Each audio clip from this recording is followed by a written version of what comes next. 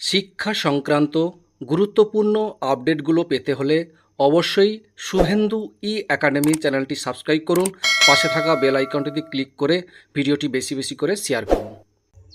নমস্কার, আমি শুভেন্দু। আমার ছোট্ট চ্যানেলে আপনাকে স্বাগত।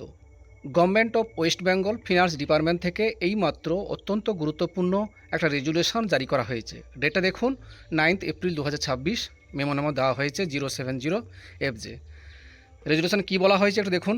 দি governor is please to decided that during the period from 1/4/2026 to 30/6/2026 accumulation at the credit of the subscriber to General Provident Fund and other similar fund under the administrative control of the Government of West Bengal shall carry interest at the rate of 7.1 per annum.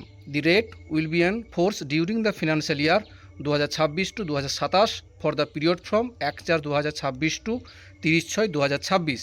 The funds concerned are General Provident Fund West Bengal Service, Contributory Provident Fund West Bengal, Provident Fund maintenance under the West Bengal non-government educational institution and local authorities, and any other provident fund maintained under the state account with the approval of this government.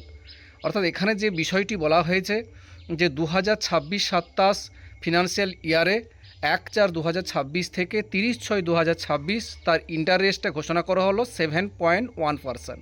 প্রতি বছর last কয়েক বছর ধরে একই থাকছে, এবারেও কোনো change হয়নি।